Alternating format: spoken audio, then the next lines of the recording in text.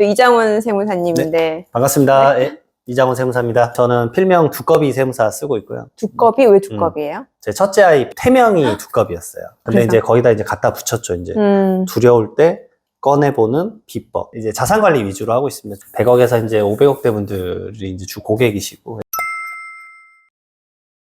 그러니까 대부분 이제 처음에 돌아가시면 뭐 상조가 가입되어 있거나 아니 뭐 장례식장 정도 이렇게 급히 잡으시잖아요. 그렇죠. 네, 아니면 뭐 병원에 계셨으면 병원 관련된 장례식장에서 우선은 장례 치르시고 네.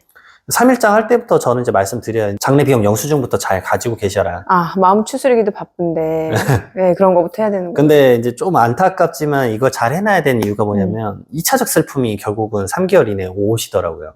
3개월 이내에? 네, 이제 추후에 좀 말씀을 드릴 건데 이게 행정적인 업무를 처리 못함으로 인해서 발생하는 그 다음에 슬픔이 한번 또 오는 경우가 있더라고요. 오히려 뭐 그런 것도 말씀드려요. 한 번에 결제하기 힘드시면 매일매일 부조금 받은 걸로 바로바로 결제해버려라. 그럼 그때마다 이제 영수증을 챙겨서 네. 뭔가 비용 처리를 할 수 있는 거예요? 그걸 이제 상속세 신고할 때 비용 처리가 됩니다. 상속세 신고. 네. 장례 비용은 이제 맥스 뭐 1,000만 원, 그다음에 뭐 봉분, 장지 비용은 500만 원 뭐 이런 게 되거든요. 네. 그래서 그런 것들을 이제 우선 보관해 두시고, 그다음에 바로 그다음에 하실 거는 이제 사실 사망 신고 하셔야 돼요. 1개월 이내 안 하면 또 과태료가 사실 있더라고요. 그것도 5만 원인가? 근데 이제 사실 그래요. 그 네. 출생신고 같은 경우에 이제 기쁜 마음으로 가서 그렇죠. 하시면 네. 사망신고는 이제 엄청 슬퍼하신다 그러더라고요. 그렇죠. 음. 왜냐면은 그 마음 추스리고 또 남겨진 물건 막 정리하다 보면은 미처 못하는 경우들도 꽤 있잖아요. 맞아요. 그래서 그 사망신고에 대해서 한 달 이내에 좀 추스린 다음에 하시고, 그 다음에 이제 하실 게 사망신고를 딱 이렇게 주민센터나 이제 뭐 구청에서 했다고 해볼게요. 네네. 시군구청에서 딱 하면은. 한 달 안에 해야 된다고요? 한 달 이내에 하게 되면은 바로 이제 그 담당자분이 그 말씀 하실 거예요. 그 안심상속 원스톱 서비스를 받으실 거냐 물어봐요. 안심상속 원스톱 서비스. 그거 뭐예요? 그게 이제 가장 중요한 건데, 돌아가신 분이 갖고 있는 모든 재산과 채무를 알려줘요. 그래서 현장에서 바로 알려주는 건 부동산 관련된 내용. 예. 토지, 건물, 뭐 자동차, 선박 이런 것들 다 알려주세요. 그럼 바로 이제 확인이 되고, 그래서 이런 땅이 있구나, 이런 부동산이 있으셨구나. 사실 정확하게 모르는 경우도 많거든요. 많죠. 예. 네. 그 다음에 이제 금융 쪽 있잖아요. 예. 가장 대표적 예금, 뭐 적금, 보험, 증권, 뭐 우체국, 새마을금고 이런 것들에 대한 정보랑 나아가서 국세랑 지방세 체납 내역이나 이런 것들은 7일에서 20일 정도 걸려요. 이제 사망신고를 하고 나면? 네, 맞습니다. 안심상속 원스톱 서비스를 신청하고 나서. 예. 그때 이제 행정업무를 좀 잘하시는 상속인이 그걸 하시는 게 좋은 게 뭐냐면 그분한테 문자로 계속 와요. 그러니까 이런 것들을 좀 그 문자 받았다 바로 지우지 마시고 예. 그런 것들을 좀 잘 수령해 놓으셨다가 이런 곳에 이런 내역이 있구나. 근데 그거를 또 일목요연하게 정리된 게 뭐냐면 금융 쪽 내역만. 네. 금감원 사이트가 또 있어요. 상속인의 이제 모든 재산 내역을 조회하는 서비스가 있는데 그 안심상속 원스톱 서비스 하신 분들은 그거 내역을 확인할 수 있거든요. 은행부터 제가 방금 말씀드렸던 모든 내역들이 뭐 여기에는 계좌가 없습니다 이런 내역도 나와요. 한 번만 휴대폰 인증하시면 되거든요. 네네. 그러면 쭉 내역이 나오니까 그런 것들은 보관하고 있으면 좋겠죠. 왜냐면 이 은행에 가면 이런 계좌 금액이 있으니까 요거를 갖고 와야 되겠구나. 요를 생각을 할 수 있으니까. 그 다음에 중요한 게 이제 정기적으로 빠져나가는 금액들 있잖아요. 뭐 건보료가 나간다거나, 그렇죠. 뭐 예를 들어서 공과금이 나간다거나 이런 것들에 대해서 이제 매월 나가버리면 안 되니까 그런 것들 이제 좀 끊으시고. 이게 사망신고와 동시에 자동으로 끊기는 게 아니라? 네, 결국은 개별적으로 연락을 해야 되더라고요. 네. 그렇구나. 그래서 그런 부분들이 상속인들이 다 정리해야 될 부분이세요. 이게 보통 1개월 내에 이루어지게 되는 거예요? 맞습니다. 우선 1개월 이내 이거 하실 때 또 많이 강조 드리는 게 제가 이제 피상속인의 이제 휴대폰이나 집 전화는 그거는 웬만하면 해지하지 마라. 휴대폰. 가장 낮은 요금으로 바꿔 놓으셔라. 이유가 뭐예요? 두 가지가 대표적인데 첫 번째로는 그분이 돌아가신지 모르시는 분이 생기더라고요. 그쵸. 네, 모르는 분이 가끔 생길 수도 있어요. 뭐 외국에 있었다거나 그러면서 연락을 못 받았다거나. 부고 문자를 미처 뭐 전달받지 못했다거나. 생각보다 부고 문자를 그 경황이 없어서 다 못 보내는 경우가 많더라고요. 저도 사실은 제가 직접 받지 못하고 뭐 전달해서 받는 경우도 꽤 있거든요. 맞아요. 네. 그래서 그나마 어느 모임에서 한 명이라도 받으면 이제 다 같이 공유가 되는데 그게 아니면 진짜 못 받는 분이 추후에 좀 서운하다 뭐 이런 얘기하는 경우도 있고. 맞아요. 네. 그 다음에 이제 두 번째로는 이제 채권 채무 관계를 정리를 해야 돼요. 네, 예를 들어서 이제 아버님이 돌아가셨다 가정을 하면 아버님이 이제 사업을 하시다 돌아가시면 사실 아버님이 어디서 뭐 예를 들어 매출이 일어났고 어디서 돈을 이제 빌렸는지 이런 걸 알 수가 없잖아요, 도저히. 그렇죠. 도저히 알 수 없는데 제가 이거를 언제 느꼈냐면 코로나 때 느꼈어요. 왕성하게 사업하시다가 갑자기 돌아가셨는데 진짜 자녀분들이랑 배우자는 아무것도 몰라요. 배우자는 근데 보통 죽고. 왜 그 돈을 빌려준 채권자들은 어떻게든 받으러 오잖아요. 맞아요. 근데 받으러 올 때 그 금액이 정확한지. 아, 그래서. 맞아요. 필요해요.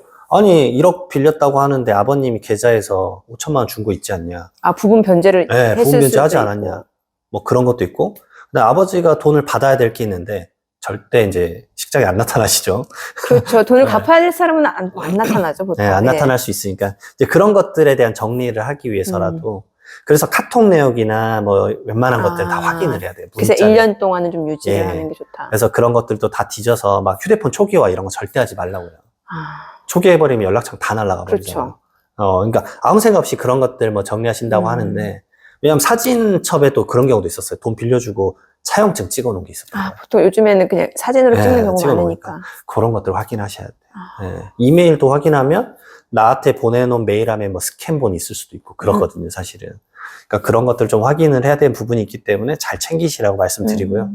그 다음에 이제 3개월로 좀 넘어갑니다. 대표적으로 해야 될 일은 은행이에요, 은행. 대부분 예금 계좌는 있으실 거잖아요. 그렇죠. 그러면 예금 계좌 그 은행을 갈 때 뭐 이런 식이에요. 가족관계 증명서랑 그 다음에 상속인 중에 한 명이 대표로 간다 그러면 위임장 쓰고 상속인들의 전부 다 인감 증명서. 아. 그 다음에 뭐 신분증. 예. 그 다음에 이 사람이 대표적으로 이 상속재산 다 받기로 하고 업무 처리하기로 했다.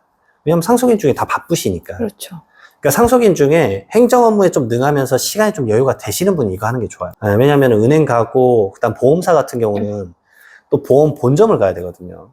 그러면 이제 시간이 생각보다 많이 뺏겨요. 그렇죠. 이게 서울 수도권에 돌아가시면 그나마 좀 뭐 지하철 타고 갈 만한 거리인데 지방에서 돌아가신 분의 사건이 터진다 그러면 이게 일 처리가 꽤 하세월 걸리더라고요. 그래서 그거를 이제 진행을 할 때 제가 많이 말씀드리는 게 가신 김에 피상속인의 10년치 계좌 내역 받아놔라. 10년치. 예. 폐쇄된 계좌 포함해서. 네. 10년치가 왜 필요하냐라고 네. 많이들 물어보시는데 이 대한민국 상속세 및 증여세법에서는 이 피상속인 돌아가신 분이 살아생전에 이제 증여를 만약 했다고 해볼게요. 상속인한테 증여를 하고 상속인 이외의 의자 대표적으로 사위, 며느리, 손주가 네네. 있는데 이분들한테 증여한 건 5년치 이내 거는 상속세 계산할 때 다시 얹어서 계산해요. 아, 10년 안에 된 거는 그럼 누진세. 예, 맞아요. 누진세가 유예 커져서 적용이 되는. 더 많은 세금을 추징하는 거죠. 아. 예전에 10% 세율로 낮게 세금 냈지만 네. 지금 다시 얹어서 계산했더니 50% 세율이다. 그럼 차액인 40%에 대해서 세금 더 내세요. 상속세 원리가 이거거든요. 네네. 그러니까 10년이란 기간의 내역을 결국 세무조사할 때 다 보게 되어 있어요. 아. 그래서 그게 이제 너무 이제 어렵고 논리를 짜놔야 되기 때문에. 그렇죠. 왜냐면은 사실 세무조사 받는 것도 사실 정신적인 스트레스인데. 상당히 심하죠. 예. 대부분 놀라시고 가슴이 벌렁벌렁 하신다 그러거든요. 근데 이제 계좌 내역을 지금 미리 봐야 되는 이유 중에 하나가 뭐냐면 아니 아버지는 나에게 돈을 준 적이 한 번도 없다. 뭐 첫 번째 1억에 말씀하신 분들이 있는데 막 결혼할 때 보면 전세자금 받았어요. 막 기억이 이러세요. 없는 거죠. 네, 그렇죠. 막 7년 전에 8년 전에 기억이 나지가 않거든요, 사실은. 그래서 그런 기억들을 되새기고 그 다음에 이게 사실은 빌렸었던 거다. 근데 봤더니 진짜 갚은 내역이 있는 거예요. 그런 것들에 대한 스토리를 이제 알아놔야 돼요, 미리. 그래서 신고서에 넣을지 말지 이런 네네. 것들을 구분을 해야 되는 게 있기 때문에 그 10년치 내역 파악하는 게 사실은 세무사님들이 시간이 제일 오래 걸려요. 그러네요. 이게 증여받은 게 아니라고 하면은 내가 직접 소명을 해야 되는 거니까. 맞아요. 그러네요. 그러니까 계좌이체 내역 되는 순간부터 증여로 보는 확률이 아주 높거든요. 그래서 그것도 웬만하면 사실은 은행에서는 좀 이렇게 말씀 주세요. 출력해서 주시는 경우가 있는데. 엄청나잖아요, 양이. 네. 저는 좀 이렇게 말씀드려요. 엑셀로 파일로 좀 주라. 엑셀 파일로. 그래야 세무사 분들도 일 처리가 조금은. 그렇죠. 그걸 수월하게. 미스를 덜하게 하기 위해서. 파일은 명확하잖아요. 그렇죠. 예. 그러니까 미스를 서로 덜하기 위해서 엑셀 파일로 주라. 그러면 이제 은행 측 이제 직원분께서 이제 뭐 내일이나 모레 드릴게요. 뭐 이런 식으로 하거든요. 네. 바로는 안 되는 경우가 네. 있어서. 그래서 그런 내역들 받아놓고 그다음 상속인들의 10년치 내역도 저희는 요청을 드려요. 상속인. 네. 그다음 상속인 이외의자인 뭐 손주나 사위 며느리도 혹시 돈 받으신 거 있으세요? 그러니까 손주가 받았었는데 그러면 그것도 내역 주십시오. 5년인지 이후인지 확인하겠습니다. 그런 것들에 대한 계좌 내역 정리하는 시간이 꽤 걸려요. 그러네요. 네. 사실 은행 한 군데만 가도 몇 시간씩 걸려요. 그렇죠. 뭐 서너 시간씩 걸리기 네. 때문에 생각보다 좀 필요한 일입니다. 그리고 그게 어느 정도 파악이 돼야 되는 이유 중에 하나가 뭐냐면 그래야 상속 포기나 한정 승인할 수가 있어요. 내가 받는 것보다 채무가 더 많은 채무가 경우에 많아서. 상속 포기는 아예 나를 그냥 상속 관련된 사람으로 취급하지 말아달라는 거고, 한정 승인 같은 경우는 내가 상속 받을 건데 채무를 제한으로만 받을게. 그 제도거든요. 근데 이제 이거를 모르고 나서 3개월 지나버리면 뭐 특별 한정 승인이냐 뭐 그런 제도가 있기는 한데 네. 결국 번거로워지거든요. 그렇죠. 미리 알아서 이걸 처리를 해야지 아까 말씀드렸던 2차적 슬픔이 좀 덜해요. 빚이 더 많다는 걸 뒤늦게 알면 진짜 되게 당황스럽거든요. 그렇죠. 그러니까 막 소송이 걸려 있거나 이런 것들은 뒤늦게 아는 경우도 있어요. 그러니까 와, 이 아버지가 이런 게 있었어? 막 이렇게 알게 돼서 진짜 당황스러움이 커버리기 때문에. 그 다음에 3개월 이내 뭐 유정연금이나 연금 같은 경우도 정리를 해야 돼요. 연금까지도.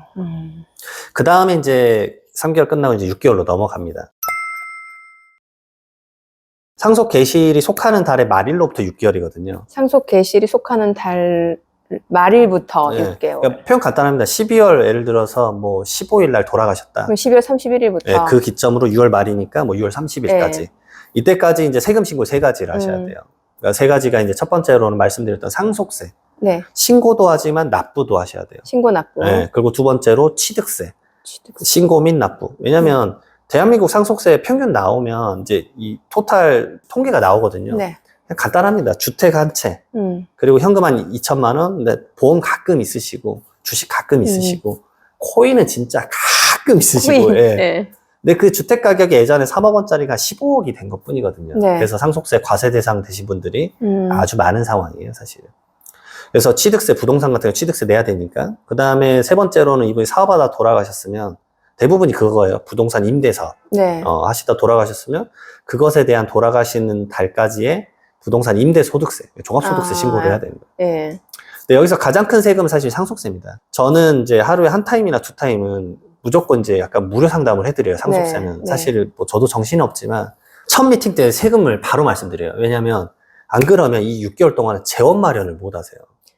그렇죠. 마지막 달이 닥쳐가지고 한참 아무 말 없다가 자 상속세 10억 원 내셔야 됩니다. 그러면 10억 원이요? 이러면은 너무 당황스럽잖아요. 맞아요. 그러니까 미리 처음에 미팅 때부터 말씀드려요. 그러니까 미리 말씀드려야 이게 좀 재원을 어떻게 마련해야 되겠구나. 하다못해 현금성 자산을 이제 상속을 1억을 받았다 그러면 이거 쓰면 안 되겠다. 이거 상속세 내고 취득세 내는데 써야겠다. 그런 것들에 대한 인지를 해야 되거든요.